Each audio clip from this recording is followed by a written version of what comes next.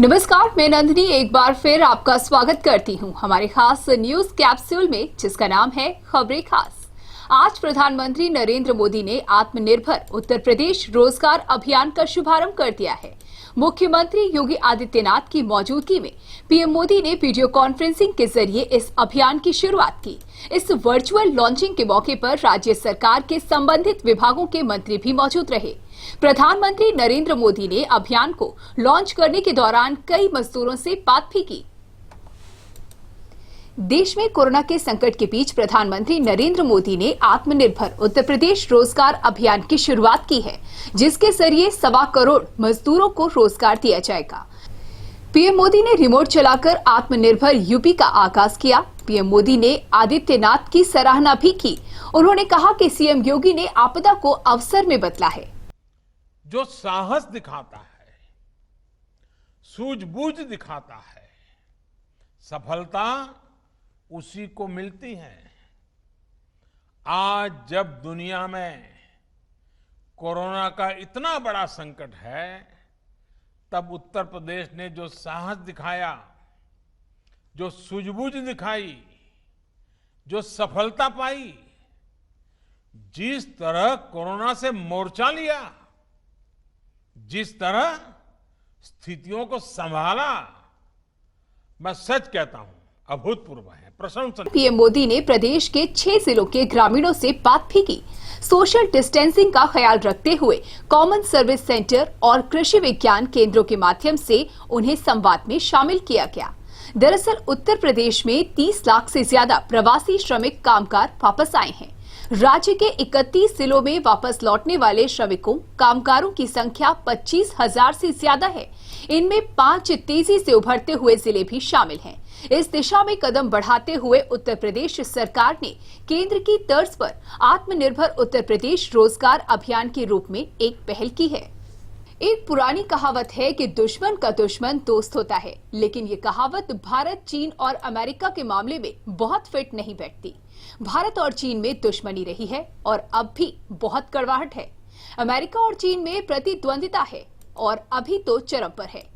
America और भारत में ना तो ऐसी कोई दुश्मनी है और ना ही प्रतिद्वंदिता। इसके बावजूद क्या चीन के खिलाफ अमेरिका भारत के साथ है?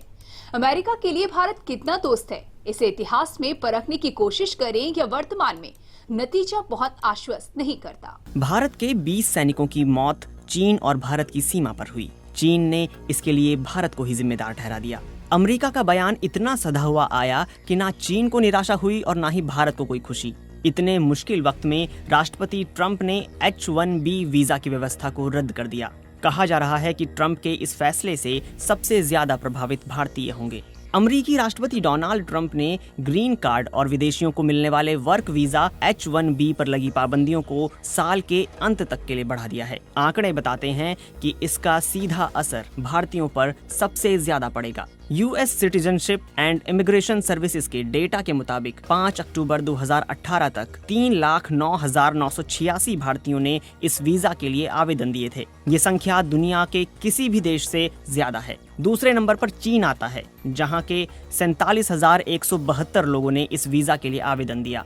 ऐसे में सवाल ये पूछा जा रहा है कि जब पीएम मोदी और ट्रंप इतने अच्छे दोस्त हैं, तो प्रतिकूल फैसले क्यों ले रहे हैं? जवाहरलाल नेहरू यूनिवर्सिटी में अमेरिका, कनाडाई और लातिन अमेरिकी स्टडी सेंटर में प्रोफेसर चिंतामणि महापात्रा के मुताबिक इस फैसले को भारत विरोधी फैसले के बजाय प्रो अमेरिकन फैसले के तौर पर देखा जाना चाहिए। अमेरिका में नवंबर के महीने में चुनाव होने हैं और फिलहाल कोरोना के दौर में अमेरिका में बेरोजगारों की तादाद बढ़ी है। डोनाल्ड ट्रंप की मजबूरी है कि वहां की बेरोजगारी की समस्या पर ध्यान दें। ये फैसला ट्रंप की चुनावी रणनीति का हिस्सा है और इस समय ट्रंप को लगता है कि ये अमेरिका और वहां के लोगों के हित से जुड़ा फैसला है।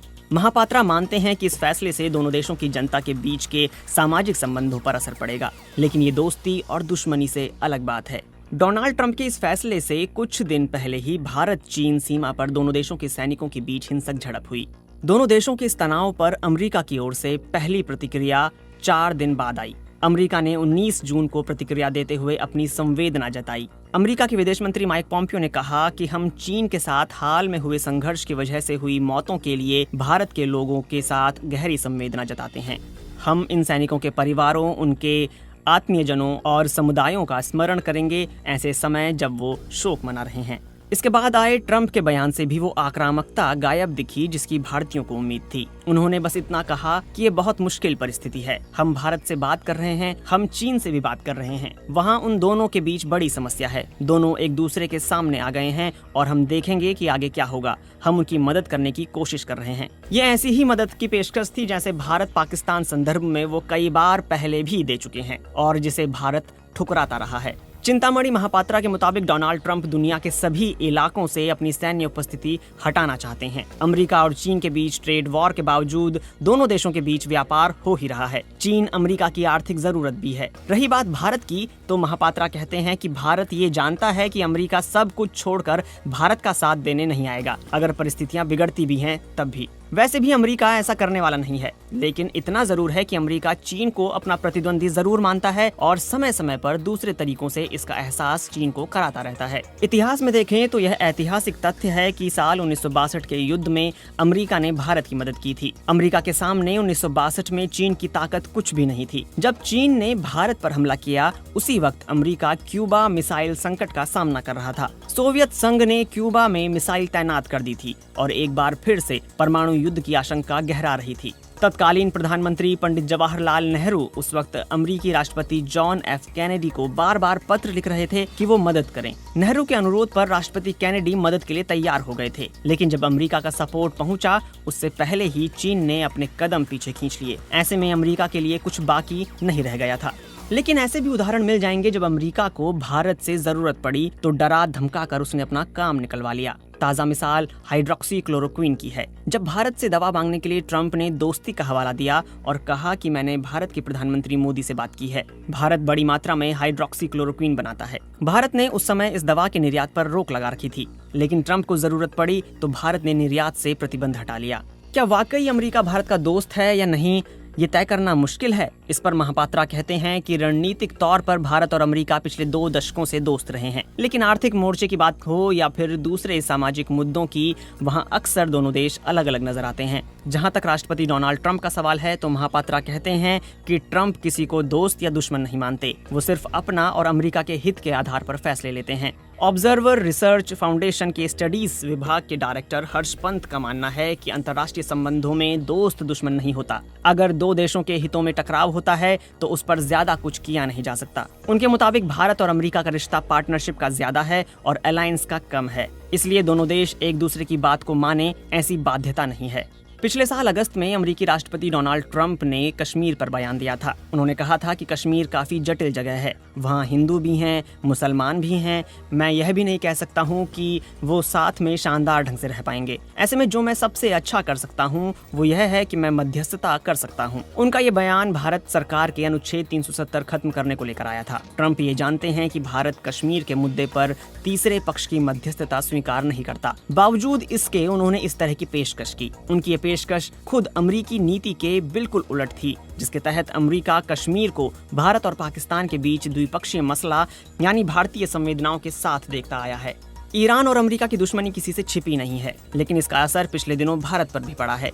2015 जुलाई में ईरान और संयुक्त राष्ट्र सुरक्षा परिषद के 5 स्थायी सदस्यों के बीच परमाणु समझौता हुआ था। अमेरिका के तत्कालीन राष्ट्रपति बराक ओबामा ने समझौते के तहत ईरान के परमाणु कार्यक्रम को सीमित करने के बदले में प्रतिबंधों में राहत दी थी। लेकिन मई 2018 में ईरान पर ज्यादा दबाव बनाने के लिए अमेरिकी राष्ट्रपति डोनाल्ड ट्रंप ने ये समझौता तोड़ दिया। 2018 में अमेरिका ने भारत से कहा है कि वो ईरान के साथ अपने संबंधों की समीक्षा करे और ईरान से तेल का आयात पूरी तरह बंद कर दे। भारत चीन के बाद कच्चा तेल खरीदने वाला दूसरा सबसे बड़ा खरीदार है। वहीं ईरान अपना 10% तेल निर्यात सिर्फ भारत को करता है। ईरान के अलावा इराक और सऊदी अरब से भी भारत तेल खरीदता है, लेकिन अमेरिका ने इस पर रोक लगा दी है। इस साल फरवरी में ट्रंप के अहमदाबाद दौरे से ठीक पहले कांग्रेस ने नरेंद्र मोदी सरकार से यही सवाल पूछा था। उन्होंने केंद्र सरकार पर आरोप लगाते हुए कहा था कि मोदी सरकार ने अमेरिकी प्रतिबंधों के बाद ईरान से सस्ते दामों में तेल खरीदना बंद कर दिया, जिससे भारत में तेल के दाम बढ़ गए। यही बात भारत अमेरिका संबंधों के जानकार भी मानते हैं।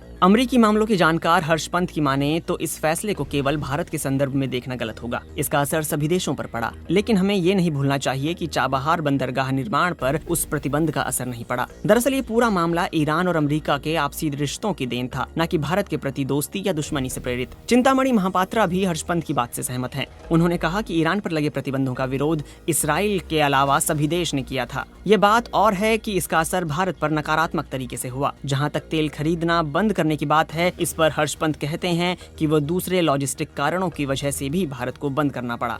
अमेरिका ने 5 जून 2019 को व्यापार में GSP जैसी चीजों पर भारत को शुल्क मुक्त आयात की सुविधा देनी बंद कर दी। इससे अमेरिका में 5.6 अरब डॉलर का भारतीय निर्यात प्रभावित हुआ, जिसमें रत्न, आभूषण, चावल, चमड़ा आदि शामिल हैं। GSP का मतलब है generalised system of preference list. आसान शब्दों में समझें तो GSP अमेरिका की व्यापारिक वरीयता की लिस्ट है। अमेरिका इस फैसले के बाद भारतीय निर्यातकों के उत्पादों पर 10% से ज्यादा शुल्क लगा रहा है। 1976 में GSP को अमेरिका ने लागू किया था, जो कि अमेरिका और दूसरे 120 देशों के बीच व्यापार में वरीयता देने का एक समझौता है। इसे लाया गया ताकि विकासशील देश अपनी अर्थव्यवस्था को बढ़ा सकें और अमेरिकियों को उन देशों से आयातित सामान सस्ता उपलब्ध हो सके। 2018 में भारत इस योजना का सबसे बड़ा लाभार्थी था, क्योंकि भारत ने लगभग 630 करोड़ डॉलर का सामान अमेरिका में निर्यात किया, जिस पर बहुत कम या ना के बराबर शुल्क लगा। इस फैसले के पीछे की वजह बताते हुए राष्ट्रपति ट्रंप ने बताया था कि भारत अमेरिकी कंपनियों को अपने बाजार में बराबर और उचित मौका नहीं दे रहा। इस शिकायत के पीछे वजह है वो विवाद जिसमें मेडिकल उपकरण और डेयरी उत्पादों को भारत में बेचने की इजाजत नहीं मिलना है। लेकिन तमाम बातचीत के बाद भी अमेरिका की GSP सूची में भारत वापस नहीं आ पाया है। चिंतामणि महापात्रा मानते हैं कि डोनाल्ड ट्रंप विश्व की अर्थव्यवस्था को एक बिजनेसमैन के नजरिए से देखते हैं। वो खुद को एक कठिन वार्ताकार के तौर पर पेश करते आए हैं। भारत के साथ दूसरे यूरोपीय देशों, कनाडा और चीन के साथ भी व्यापार के मामले में वो इतने ही सख्त रहे हैं। उन्होंने विश्व की किसी अर्थव्यवस्था को नहीं छोड़ा है जिसके साथ वो सख्ती से पेश न आए हों। अमेरिका के भीतर भी उनकी ट्रेड और दूसरी आर्थिक नीतियों की आलोचना होती रहती है। इस साल फरवरी के महीने में जब मोदी उन्हें गुजरात ले आए थे, आर्थिक मोर्चे पर भारत अमेरिका जरूर अलग अलग दिखते हैं, लेकिन ऐसा नहीं कि रिश्तों में ये उतार चढ़ाव केवल ट्रंप प्रशासन के दौरान ही रहा। जानकार मानते हैं कि ओबामा और उससे पहले के राष्ट्राध्यक्षों के कार्यकाल में भी दोनों देशों के रिश्तों में ये उतार चढ़ाव चलते रहे। रक्षा सौदे हों या सुरक्षा क्षेत्र के दूसरे मामले, अमेरिका भारत की केमिस्ट्री बाकी सेक्टर के मुकाबले ज्यादा बेहतर है। 1971 में भारत पाकिस्तान के युद्ध के दौरान अमेरिका ने चीन के साथ निकटता के संदर्भ में मध्यस्थ की भूमिका ली और पाकिस्तान को सहयोग किया था। 1974 में इंदिरा गांधी के समय हुए परमाणु परीक्षण के बाद भारत का कद दुनिया में बढ़ा था। संयुक्त राष्ट्र सुरक्षा परिषद के 5 सदस्यों के बाद ऐसा करने वाला भारत पहला देश बन गया था। लेकिन परमाणु परीक्षणों की वजह से अमेरिका के साथ अगले 2 दशकों तक संबंधों में खिंचाव की नींव पड़ी। भारत के इस परीक्षण को जहां इंदिरा गांधी ने शांतिपूर्ण परमाणु परीक्षण करार दिया, तो वहीं दूसरी तरफ अमेरिका ने भारत को परमाणु सामग्री और ईंधन की आपूर्ति रोक दी थी। 1978 में अमेरिकी राष्ट्रपति जिमी कार्टर भारत यात्रा पर राष्ट्रपति नीलम संजीव रेड्डी और प्रधानमंत्री मोरारजी देसाई से मिले थे। उन्होंने भारतीय संसद को संबोधित भी किया। कार्टर ने परमाणु अप्रसार अधिनियम खड़ा किया और भारत सहित तमाम देशों के परमाणु संयंत्रों की जांच की मांग की। भारत के इंकार के बाद अमेरिका ने भारत से सभी तरह के परमाणु सहयोग खत्म कर दिए। 1998 में परमाणु परीक्षणों के बाद अमेरिका के साथ भारत के संबंधों में तनाव आया था। अमेरिकी राजदूत को वापस बुलाने के साथ राष्ट्रपति बिल क्लिंटन ने भारत पर आर्थिक प्रतिबंध लगाए थे, जिसके बाद 2001 में जॉर्ज बुश ने ये आर्थिक प्रतिबंध हटाए। 1999 में कारगिल युद्ध के दौरान क्लिंटन ने पाकिस्तानी प्रधानमंत्री नवाज शरीफ को वॉशिंगटन बुलाया। इसके बाद पाकिस्तान ने नियंत्रण रेखा पर अपनी सेना पीछे हटाई। पुलवामा में अवंतीपोरा के त्राल क्षेत्र के चीवा उल्लार में सुरक्षा बल ने 3 आतंकवादियों को ढेर कर दिया है और ऑपरेशन समाप्त करके इलाके को खाली कर दिया। इस बीच जिला अनंतनाग के बिजबेहाड़ा के जीरोपोवा हाईवे पर सुरक्षा बलों की गश्ती दल पर कुछ आतंकवादियों ने हमला बोल दिया। इस हमले में अभी तक एक सीआरपीएफ जवान के घायल होने और एक के शहीद होने की सूचना है। आतंकवादियों के इस हमले में 7 वर्षीय बच्चा भी घायल हुआ है। घायलों को तुरंत अस्पताल ले जाया गया है, जबकि आतंकवादियों की तलाश के लिए इलाके की घेराबंदी कर दी गई है। भारत के तमाम बड़े अखबारों ने इन दिनों एक खबर को प्रमुखता से छापा। खबर भारत चीन सीमा पर तनाव से जुड़ी है। इन खबरों में लद्दाख सीमा पर गलवान घाटी में 22 जून 2020 की सैटेलाइट तस्वीरों का जिक्र है। इन तस्वीरों के आधार पर अखबारों ने छापा है कि 15 से 16 जून की रात गलवान घाटी में जहां दोनों सेनाओं के बीच हिंसक झड़प हुई, वहीं दोबारा चीनी सेना दिख रही है। कमोवेश हिंदी के अखबारों और टीवी चैनलों में भी ये चल रही है, लेकिन भारत और चीन के बीच चल रहे सीमा विवाद के मद्देनजर ये काफी अहम है। इसलिए हमने इन तस्वीरों की अहमियत जानने के लिए बात की लेफ्टिनेंट जनरल संजय कुलकर्णी से। लेफ्टिनेंट जनरल संजय कुलकर्णी लद्दाख में वास्तविक नियंत्रण रेखा यानी कि LAC पर 1982 से 84 तक तैनात थे। खबर भारत चीन सीमा पर तनाव से जुड़ी है। इन खबरों में लद्दाख सीमा पर गलवान घाटी में 22 जून 2020 की सैटेलाइट तस्वीरों का जिक्र है। इन तस्वीरों के आधार पर अखबारों ने छापा है कि 15-16 जून की रात गलवान घाटी में जहां दोनों सेनाओं के बीच हिंसक झड़प हुई थी, वहां दोबारा चीनी सेना दिख रही है। अंग्रेजी अखबार टाइम्स ऑफ इंडिया ने अखबार की लीड लगाई है कि सैटेलाइट इमेज बताते हैं PLA ने संघर्ष की साइट पर कैंप लगा लिए हैं। हालांकि अखबार ने खबर के साथ कोई सैटेलाइट इमेज नहीं लगाई है। हिंदुस्तान टाइम्स अखबार कह रहा है कि सैटेलाइट इमेज संकेत दे रहे हैं कोई पीछे नहीं हटा है। हिंदुस्तान टाइम्स ने यह खबर बॉक्स बनाकर छापी है। इंडियन एक्सप्रेस ने लीड लगाई है कि सैटेलाइट तस्वीर में गलवान में चीनी सेना दिख रही है। इसी तरह की हेडलाइन कमोबेश हिंदी के अखबारों और टीवी चैनलों में भी चल रही हैं। समाचार एजेंसी रॉयटर्स ने भी इन सैटेलाइट तस्वीरों को ट्वीट किया है। ये सैटेलाइट तस्वीरें मैक्सार टेक्नोलॉजी ने खींची हैं। की सत्यता की पुष्टि नहीं करती है, लेकिन भारत और चीन के बीच चल रहे सीमा विवाद के मद्देनजर ये काफी अहम है। इसलिए हमने इन तस्वीरों की अहमियत जानने के लिए बात की retired lieutenant general Sanjay Kulkarni से।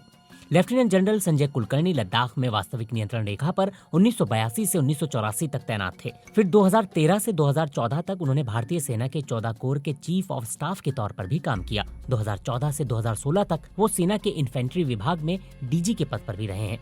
दोनों देशों की सीमा पर जिस इलाके से तनाव की खबरें आ रही हैं, उन इलाकों में उन्होंने लंबा समय बिताया है और अच्छी समझ रखते हैं। ये देखिएगा, जो इमेजरीज हैं इनको एक तो इंटरप्रिटेशन आना बहुत जरूरी है, और इंटरप्रिटेशन में भी कितने ऊंचाई से ली है, कितना डिस्टेंस है। पर मैं आपको एक बात बता सकता हूं कि जमीन पर इतने डरावने नहीं है जितने आपको वो सैटेलाइट दिखा रहे हैं। है concentration of troops is there, but दोनों तरफ है। अब ये इमेजेस वाले ये नहीं कई बार गलती कर जाएंगे कि इंडियन कॉन्सेंट्रेशन है या चाइनीज कॉन्सेंट्रेशन है। ये पता करना थोड़ा सा शायद थोड़ा सा दिक्कत होगा, बिकॉज जो LAC की जो लाइन है वो ऐसे नहीं है, इट इज अ परसेप्शन।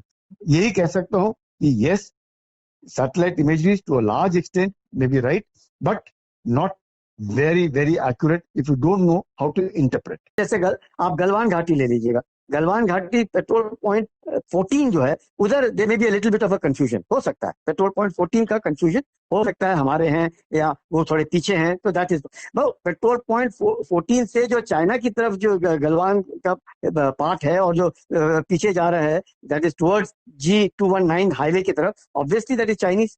वो तो कंसंट्रेशन जो ट्रूप्स दिखा रहे हैं वो उन्हीं के दिखा रहे हैं और उसमें कोई शक नहीं है। ये थी आज की खास खबरें। जल्द ही आपसे फिर होगी मुलाकात। तब तक के लिए देखते रहिए JMD न्यूज और हमें ट्विटर पर फॉलो करना ना भूलें। नमस्कार।